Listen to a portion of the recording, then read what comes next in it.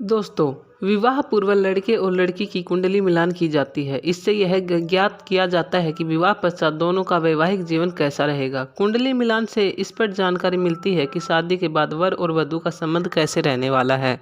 हालांकि शादी के बाद विचारों के आदान प्रदान और व्यवहार में तालमेल न रहने की वजह से भी लड़ाई होती है। इस स्थिति में पति और पत्नी एक दूसरे पर आरोप प्रत्यारोप करते हैं। इस लड़ाई से बचने के लिए पति को कुछ बातें अपनी पत्नी से छुपा कर रखनी चाहिए, जिससे घर में शांति बनी रहे। आइए इस छोटे से वीडियो में जानते हैं कि ऐसी कौन सी 3 बातें हैं जो पति को अपनी पत्नी से छुपानी चाहिए। एक बार की बात है, सुनसान जंगल में सपेरों का झुंड सांप पकड़ने के लिए आया। उन्होंने देखा कि एक सांप की बम्बी है, यहाँ सांप जरूर मिल जाएंगे। यही सोचकर उन्होंने उस बम्बी को खोदना शुरू किया। 2-3 फीट खोदने के बाद उन्हें एक भयंकर काला नाग दिखाई दिया। सपेरों ने झट से उसे पकड़ लिया। नाग को पकड़कर उन्होंने एक टोकरी में डाल दिया और अपने घर की तरफ रवाना होने लगे। रास्ते में उन्होंने सोचा, यह नाग तो बहुत ही जहरीला है, क्यों न इसका जहर पहले ही निकाल लिया जाए। यही सोचकर उन्होंने अपनी टोकरी खोली तो देखकर वो बहुत ही आश्चर्यचकित हुए। उन्होंने देखा कि उस टोकरी में एक नाग की जगह बहुत ही सुंदर और विचित्र हार है। हार दिखने में बहुत ही प्यारा लग रहा था। सपेरे उस हार को देखकर बहुत ही प्रसन्न हुए। उन्होंने सोचा, हमने तो सिर्फ सर्प पकड़ा था, यह हार कहाँ से आ गया। तो एक सपेरा बोला, अरे चलो अच्छा ही है, हार ही तो है, इसकी कीमत उस सर्प से ज़्यादा मिलेगी। क्यों न इस हार को अपने राजा सूरसेन के पास लेकर चल दें, वो हमें मुँह मांगा इनाम देंगे। यही सोचकर सपेरों का झुंड राजा के दरबार में गया। राजा ने सपेरों को आया देखकर उन्हें बैठने को कहा और उनके आने का कारण पूछा। तब सपेरे कहने लगे, महाराज हम तो ठहरे सपेरे, भला हमारा आपके पास आने का क्या कारण हो सकता है, परंतु आज हमारे पास एक बहुत ही कीमती हार है जो आपकी महारानी के गले में शोभा बढ़ा सकता है। ऐसा रत्न जड़ित हार आपने पहले कभी नहीं देखा होगा। राजा ने उस हार को देखने की इच्छा जताई तो सपेरे अपनी टोकरी राजा के पास लेकर गए। दोस्तों, उस विचित्र हार को देखकर राजा और उसका पूरा दरबार अचंभित रह गया। वास्तव में उन्होंने वैसा हार पहले कभी नहीं देखा था। हार को देखकर राजा ने पूछा कि ये हार तुम्हें कैसे मिला, तुम कहाँ से लेके आए हो। तब सपेरों ने कहा, महाराज यह हार हमें रास्ते में पड़ा हुआ मिला, हमने सोचा क्यों न इस हार को राजा साहब को भेंट कर दिया जाए। राजा ने कहा, ठीक है, हम तुम्हारी यह भेंट स्वीकार करते हैं। और राजा ने उसको बहुत सारा इनाम देकर ससम्मान विदा किया। वहाँ से सपेरों के जाने के बाद राजा सूरसेन सोचने लगे कि आज यह हार मैं अपनी महारानी को उपहार स्वरूप भेंट करूँगा। हार को पाकर मेरी रानी बहुत खुश होगी। दरबार को समाप्त करके राजा अपने महलों को जाता है। हार वाली टोकरी राजा ने अपने बगल में दबा ली थी। मित्रों, उधर जब महारानी सुलोचना ने देखा कि महाराज आ रहे हैं तो वो उनके सम्मान में खड़ी हो जाती है। महाराज महारानी से कहने लगे कि मैं तुम्हारे लिए बहुत ही सुंदर वस्तु लेकर आया हूँ, जिसे तुम देखोगे तो बहुत खुश हो जाओगी। रानी कहने लगी, महाराज ऐसा क्या लाए हो मुझे। महाराज ने टोकरी आगे बढ़ाते हुए कहा कि आप खुद ही देख लीजिए। जैसे ही महारानी ने वह टोकरी खोली तो देखा कि उसमें एक बहुत ही सुंदर 5 दिन का बालक लेटा हुआ है, अंगूठा पी रहा है। उस बालक के चेहरे पर अलौकिक दिव्य तेज चमक रहा है। बालक इतना सुंदर था कि रानी उसको देखती ही रह गई। तब रानी बोली, महाराज इसमें तो बहुत ही सुंदर बालक लेटा हुआ है। तब राजा सूरसेन बोले, नहीं नहीं रानी, मैं तो आपके लिए एक हार लेके आया हूँ, आप कैसा मजाक कर रही हैं। तब रानी ने कहा, अगर आपको मेरी बात पर विश्वास नहीं है तो आप खुद आकर देख लीजिए। राजा तुरंत वहाँ से उठे और देखा कि हाँ, टोकरी में सच में एक सुंदर बच्चा लेटा हुआ है। राजा के आश्चर्य का ठिकाना ही नहीं रहा। बालक को देखकर राजा और भी ज़्यादा प्रसन्न हो जाते हैं, क्योंकि दोस्तों राजा सूरसेन पर पहले कोई संतान नहीं थी। राजा और रानी हर समय संतान के बारे में सोचकर दुखी रहा करते थे। अब तो राजा और रानी ने दोनों में मन में विचार किया कि यह पुत्र तो हमें भगवान ने प्रदान किया है, आज से हम दोनों इसे अपना पुत्र मानकर ही पालेंगे। उन दोनों ने आपस में बातें की कि यह बात किसी को पता नहीं लगनी चाहिए, लेकिन राजा की कुछ दासियां वहां उनका वार्तालाप सुन रही थी।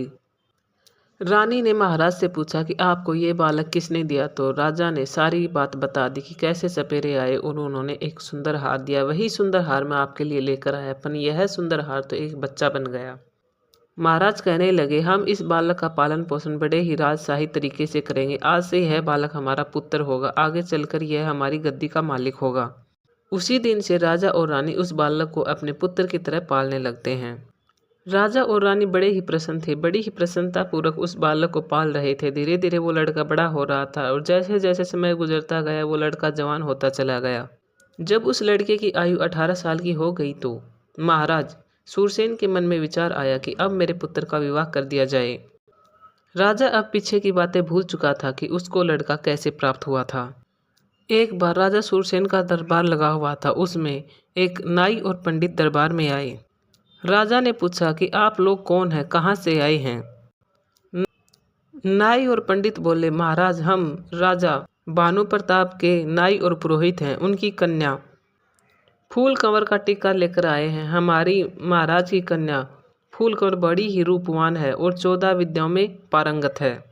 हमने सुना है आपके राजकुमार भी अविवाह योग्य हैं। तब राजा सूरसेन कहते हैं कि हे पुरोहित, आपने ठीक सुना है, हमारा एक पुत्र है और हमारे राजकुमार बहुत ही सुंदर और योग्य और रूप गुण में बल चढ़कर हैं।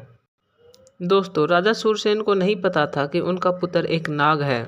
राजा ने अपने पुत्र को जब नाई और पुरोहित को दिखाया तो नाई और पुरोहित राजकुमार को देखते ही प्रसन्न हो गए। उनको राजकुमार पसंद आ गया और वो राजकुमारी फूल कंवर का विवाह तय करके वहाँ से लौट जाते हैं। थोड़े दिनों बाद उन दोनों का विवाह कर दिया जाता है। अब धीरे धीरे और समय बीतता जाता है। राजा सूरसेन बूढ़े होते चले जा रहे थे। महारानी सुलोचना भी वृद्धा हो चली थी। एक दिन रानी ने राजा से कहा, महाराज अब हमारे पुत्र को राजभार सौंप दिया जाए, हम कब तक राज्य में राज करेंगे। अब हम बूढ़े हो चुके हैं, पुत्र को भी राजकाज चलाने का अनुभव प्राप्त होगा। राजा सूरसेन ने अपने पुत्र को युवराज घोषित कर दिया। अब तो राजा सूरसेन निश्चिंत होकर वहाँ रहने लग गए। इसी तरह कुछ समय बीत जाता है। एक दिन की बात है, राजकुमारी फूल कंवर अपनी दासियों से बातचीत कर रही थी। राजकुमारी की दासी राजकुमार से कह रही थी, क्योंकि आपने देखा होगा कि महिलाओं के पेट में अक्सर बात नहीं रुकती है। दासियां इस भेद को जानती थी कि राजकुमार जो है वो राजा साहब को दरबार में कोई सपेरे देकर गए थे। तो वही बात बताते हुए दासी कहती है कि महारानी, मैं आपसे एक बात कहूँ, तुम्हारा यह पति राजकुमार जो है, इनको तुम पूछना कि तुम्हारे माता पिता कौन हैं। दासी की यह बात सुनकर फूल कंवर को कुछ शंका हुई। फूल कंवर कहने लगी कि यह तुम क्या कह रही हो, क्या हमारे पति देव राजकुमार नहीं है? क्या वो राजा सूरसेन और महारानी सुलोचना के पुत्र नहीं है? तब दासी कहती है, नहीं राजकुमारी, तुम बड़ी भूल कर रही हो, यह उनका पुत्र नहीं है। पर मैं इतना तो नहीं जानती कि राजकुमार के वास्तविक माता पिता कौन हैं। पर मैं इतना जानती हूँ कि राजकुमार महाराज सूरसेन के पुत्र नहीं हैं। आप अपने पति से पूछ लेना। राजकुमारी अपने पति के आने का इंतजार करने लगी। वह सोचने लगी कि वह जब आएंगे तो मैं उनसे यही पूछूंगी कि आपके माता पिता कौन है, आप किस वंश से हो। जब शाम को राजकुमार उनके कक्ष में आए तो राजकुमारी उनसे कहने लगी, मैं आपसे एक प्रश्न पूछना चाहती हूँ। तब राजकुमार बोले, पूछो कि क्या पूछना चाहती हो। राजकुमारी बोले कि मुझे यह बताइए, तुम्हारे माता पिता कौन है, तुम किस वंश से हो। यह बात सुनकर जो नाग से राजकुमार बना था वह कहने लगा, रानी क्या तुम्हारी मति मारी गई है? महाराज सूरसेन और महारानी सुलोचना ही मेरे माता पिता हैं। तब फूल कंवर बोले, नहीं महाराज, आप मुझसे कुछ छुपा रहे हैं, सच सच बताइए। आपको मेरी कसम, मुझे यह भेद जरूर बताओ। यह बात सुनकर राजकुमार धर्म संकट में फंस गया। सोचने लगा कि आज किसी न किसी ने इसके मन में यह प्रश्न पैदा कर दिया, इसको जरूर किसी ने बहकाया है और यह पूछे बिना मानेगी नहीं। दोस्तों, राजकुमार ने अपनी पत्नी को बहुत समझाया कि देखो, मैं महाराज का ही पुत्र हूँ, तुम क्यों व्यर्थ में मेरा दिमाग खराब कर रही हो। अब तो राजकुमारी भी हट कर गई कि नहीं, मुझे यह भेद जरूर बताओ कि तुम किस वंश से हो। दोस्तों, राजकुमार अपनी पत्नी से बार बार कहता है कि मान जाओ, अभी भी समय है, तुम मुझसे यह बात मत पूछो वरना बहुत पछताओगी। लेकिन राजकुमारी तो मानो जिद ही कर बैठी थी, कहने लगी, नहीं, मुझे बताओ कि आप कौन हैं, किस वंश से हैं, वरना मैं भोजन ग्रहण नहीं करूँगी। मैं समझूंगी कि तुम मुझसे झूठा प्रेम करते हो। राजकुमार ने कुछ सोचकर कहा, ठीक है, मैं तुम्हें यह बात बताऊंगा, पर यहाँ नहीं, यहाँ से कुछ दूरी पर एक नदी बहती है, वहाँ चलकर मैं तुम्हें सब कुछ बता दूंगा। दोस्तों, राजकुमार और राजकुमारी ने वन विहार का बहाना करके वहाँ से चले गए और उसी नदी के पास जाकर रुक गए। राजकुमारी बोली कि आप मुझे इस नदी के पास लेके क्यों आए हो, क्या इस नदी में तुम्हारा कोई संबंध है। तब राजकुमार कहता है, हे प्रिय, मैं फिर तुमसे कहता हूँ, मान जाओ, मुझसे इस बारे में मत पूछो वरना तुम बहुत पछताओगी। लेकिन राजकुमारी नहीं मानी। कहा जाता है ना, राज हट, बाल हट और तिरिय हट, यह तीन बहुत ही बुरे हट होते हैं। राजकुमार के लाख समझाने पर भी राजकुमारी नहीं मानी। कहीं मुझे यह जरूर बताओ कि आप किस वंश से हो। यह सब सुनकर राजकुमार नदी में नीचे उतर जाता है। कमर तक जल में आने पर वह कहने लगा कि हे रानी, आप अब भी मान जाओ, मुझसे यह मत पूछो। लेकिन रानी तो जैसे जिद ही कर बैठी थी। वो बोली, चाहे कुछ भी हो जाओ, पर मुझे बताओ आप किस वंश से हो। राजकुमार नदी के और गहरे जल में उतर जाता है। जब पानी गर्दन तक आ जाता है तब उन्होंने एक बार फिर कहा कि महारानी, अब तो आप मान जाइए, मुझसे मत पूछिए मैं किस वंश से हूँ। लेकिन महारानी ने कहा, नहीं, आप मुझे बताइए, आप अपने इस भेद को मेरे सामने जरूर रखिए। राजकुमार और गहरे जल में गया। जब पानी ठोडी के बराबर आया तो कहने लगा, रानी, अब भी समय है, यह जानने की कोशिश मत करो कि मैं कौन हूँ। परंतु रानी नहीं मानी।